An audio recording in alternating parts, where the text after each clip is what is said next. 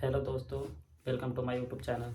और आज मैं बात करूंगा दूसरे सेमीफाइनल मैच जो कि न्यूजीलैंड वर्सेस साउथ अफ्रीका के बीच में था।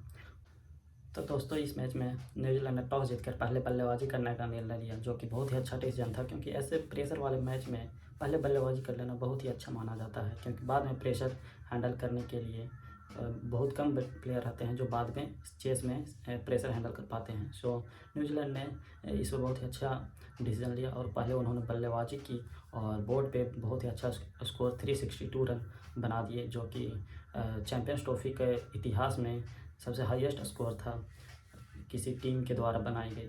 हालांकि इसी ग्राउंड पे इंग्लैंड ने 351 बनाए थे, जो कि ऑस्ट्रेलिया ने 356 रन बनाकर वो मैच चेस कर लिया था। बट ये नॉकआउट वाले मैच था, तो इसमें प्रेशर बहुत ज़्यादा रहता है, सो चेस करना बहुत ही डिफ़िकल्ट होता है। सो स्टार्ट करते हैं।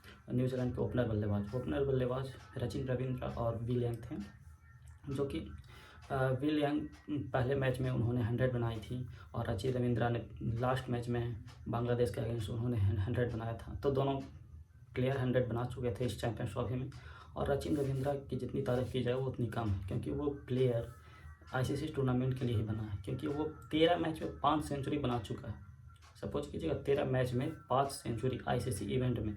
पिछले वर्ल्ड कप में 23 वाले वर्ल्ड कप में उन्होंने 3 सेंचुरी बनाई थी, वो भी ये नहीं कि लो टीम के अगेंस्ट। वो ऑस्ट्रेलिया के अगेंस्ट बनाया था, पाकिस्तान के अगेंस्ट बनाया था, फिर एक और श्रीलंका के अगेंस्ट शायद बनाया था। सो बहुत बड़ी बड़ी टीमों के अगेंस्ट उन्होंने सेंचुरी बनाई। ऐसा ही चैंपियंस ट्रॉफी में उन्होंने किया। सो न्यूजीलैंड के ओपनर जो कि बहुत जल्दी विल यंग ने अपना विकेट दे दिया और वो सिर्फ 22 रन के स्कोर पे उन्होंने अपना विकेट गंवा दिया। हालांकि उन्होंने अच्छे शॉट्स कुछ मारे थे, बट उन्होंने एंगेली की बॉल पर स्लोवर बॉल थी उनकी, और कवर के ऊपर स्टेट के ऊपर से मारने के चक्कर में वो कैच आउट हो गए। और उनके बाद आए केन विलियमसन, जो कि फैब 4 का हिस्सा है, और उन्होंने बहुत ही अच्छी रचिन रविंद्रा के साथ साझेदारी की और न्यूजीलैंड का स्कोर 200 प्लस लेके गए, जिनमें दोनों ने सेंचुरी बनाई। और केन विलियमसन तो माने ही जाते हैं ऑस्ट्रेलिया जैसे टीमों, इंडिया जैसी टीमों के सामने वो बहुत ही अच्छा गेम खेलते हैं। और पाकिस्तान में उनका एवरेज बहुत ही अच्छा है, और वो पाकिस्तान में बहुत सारे रन बनाए हैं, उनका एवरेज अराउंड 60 के ऊपर है। सो केन विलियमसन और रचिन रविंद्र की शॉट्स क्या लाजवाब वो खेलते हैं, मतलब ऑन द अप खेलते हैं, एकदम एफर्टलेस शॉट, जो ड्राइव्स उन्होंने मारते हैं, टच जो आवाज़ आती है, मतलब दिल मोह लेने वाली शॉट से लगाते हैं रचिन रविंद्र। और विलियमसन अपने ही स्टनिंग शॉट जो कि स्मूथली खेलते हैं और सिंगल्स डबल पे ज़्यादा भरोसा रखते हैं। सो दोनों ने ऐसा ही किया और न्यूजीलैंड का स्कोर 35 ओवर में 220 के ऊपर पहुंचा दिया था, जो कि न्यूजीलैंड के लिए बहुत ही अच्छा था। और ऐसा माना जा रहा था कि अगर 300 प्लस करती है न्यूजीलैंड टीम तो साउथ अफ्रीका को चेस करना बहुत ही मुश्किल हो सकता है। और साउथ अफ्रीका आईसीसी इवेंट्स बोले तो ओडीआई में उन्होंने 298 ही हाईएस्ट रन चेस किया है, जो कि साउथ अफ्रीका जानते थे कि इतने बड़े स्कोर का चेस करना मुश्किल होगा। सो न्यूजीलैंड के बल्लेबाज ने बहुत अच्छी बल्लेबाजी की। रचिन रविंद्रा ने 107 रन बनाए और वो आउट हो गए। उनके बाद केन विलियमसन ने 102 रन बनाए, वो भी आउट हो गए। बट वो मोमेंटम कायम रखा। डेरिल मिचेल आए जो कि बहुत ही अच्छा 49 बनाए। देखिए, इंडिया के बल्लेबाजों और विदेशी बल्लेबाजों में एक डिफरेंस नज़र आता है कि वो अपने इंडिविजुअल पर नहीं नज़र रखते, वो अपनी शॉट से खेलते हैं। वो ये नहीं सोचते हैं कि मैं अगले मैच में खेलूँगा कि नहीं खेलूँगा। जैसा आपने देखा होगा कि पिछले मैच में डेरियल मिचेल नहीं खेले थे एक मैच, तो उनका भी डर होना चाहिए कि मैं 50 करूँगा तो अगला मैच खेलूँगा। बट उन्होंने ऐसा नहीं किया, अपने शॉट्स खेले, उसमें वो 49 पे आउट हो गए। तो वो उन लोग की चिंता नहीं करते हैं।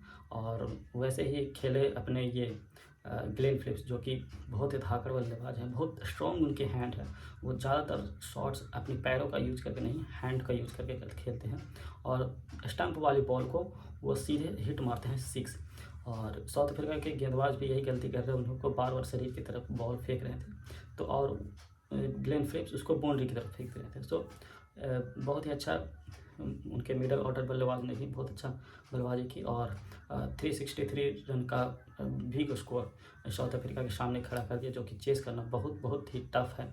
कितनी भी पिच सपाट हो, बट 350 प्लस चेस करना किसी भी टीम के लिए बहुत ही टफ मानी जाती है, और ऐसा ही हुआ साउथ अफ्रीका के बल्लेबाज। तो बात करेंगे चेस की। 363 का चेस जब करने आई साउथ अफ्रीका, तो साउथ अफ्रीका का मतलब इंटेंट तो नज़र आ ही नहीं रहा था।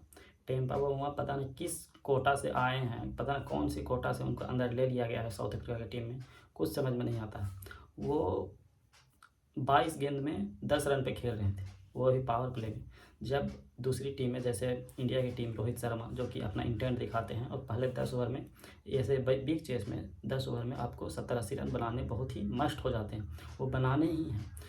वैसे स्थिति में टेम्पा बाउमा आराम से खेल रहे हैं, जो कि लग रहा है कि वो टेस्ट मैच खेल रहे हैं। सो बहुत ही ख़राब इंटेंट नज़र आया पहले 10 ओवर में, और उनके चक्कर में रिकल्टन आउट हो गए, जो कि अच्छे शॉट्स लगा रहे थे, बट इतना प्रेशर आ गया था। जब आपकी टीम 363 चेस कर रही है और आपके 5 ओवर में मात्र 16-17 रन है, तो दूसरे प्लेयर तो आएंगे ना प्रेशर में, तो उनकी प्रेशर, टेम्पा बाउमा के प्रेशर पे रिकल्टन आउट हो गए, जो कि बहुत ही अच्छे शॉट्स मार रहे थे। स्ट्रेट ड्राइव तो उन्होंने मारी, जो कि बहुत ही अच्छी खूबसूरत शॉट थी। एक फ्लिक मारी, जो कि बहुत ही खूबसूरत शॉट थी, और उसके बाद वो आउट हो गए क्योंकि प्रेशर इतना था, वो जज नहीं कर पाए, अपने हार्ड हैंड से खेले और कैच थमा दिया ब्रेसवेल के हाथों में, जो कि बहुत ही दुर्भाग्यपूर्ण विकेट था। और टेम्पा बाउमा उनके बाद भी उन्होंने सिर्फ टैप कर रहे थे, कोई इंटेंट नज़र नहीं आ रहा था।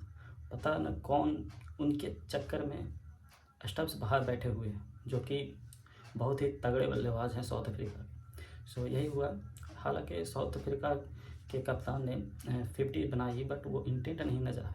अगर आप 363 चेस कर रहे हैं तो आपको मिनिमम स्ट्राइक रेट 110 का तो होना चाहिए, 110 से ऊपर का होना ही चाहिए। डसन ने बहुत ही अच्छी बल्लेबाजी की, जैसा कि वह करते ही है, और ओडीआई में उनका एवरेज भी 50+ है, तो वो तो अपना गेम खेल ही रहे थे, बट प्रेशर टेम्पा बाउमा की तरफ से आ रही थी।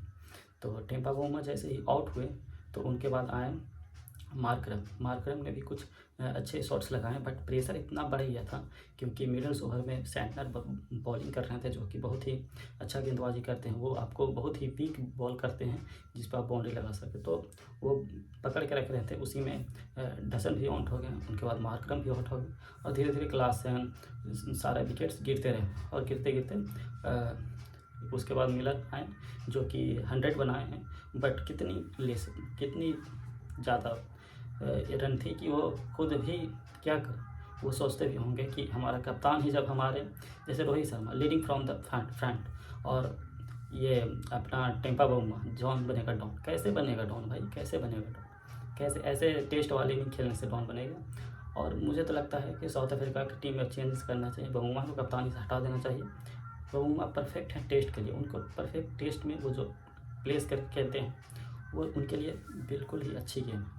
सो साउथ अफ्रीका ये मैच हार गई और सेमीफाइनल में हार गई, और इंडिया वर्सेस न्यूजीलैंड का फाइनल होगा, जो कि सारे एक्सपर्ट बोल ही रहे थे कि इंडिया वर्सेस न्यूजीलैंड का मैच होगा फाइनल, और वो होगा ही। सो दुबई में 9 मार्च को ये मैच होने वाला है। सो देखते हैं क्या होता है, कैसे तगड़ा मैच होने वाला है, क्योंकि दोनों के पास स्पिनर्स भी हैं, और न्यूजीलैंड चाहेगी कि हम बदला लें पिछले हार का।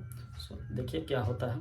सो अगर ये वीडियो अच्छी लगी तो लाइक कीजिए, मेरे चैनल को सब्सक्राइब कीजिए, और कमेंट करना ना भूलें क्या आपको अच्छा लगा साउथ अफ्रीका में, या क्या साउथ अफ्रीका का कमज़ोर कड़ी थी कि वो हार गए, न्यूजीलैंड की क्या अच्छी कड़ी है जो इंडिया को हराने में मदद करेगी। इसमें कमेंट कीजिए, और बेल आइकन ज़रूर बजाइए, क्योंकि मैं वीडियो ऐसा लाता रहूँगा।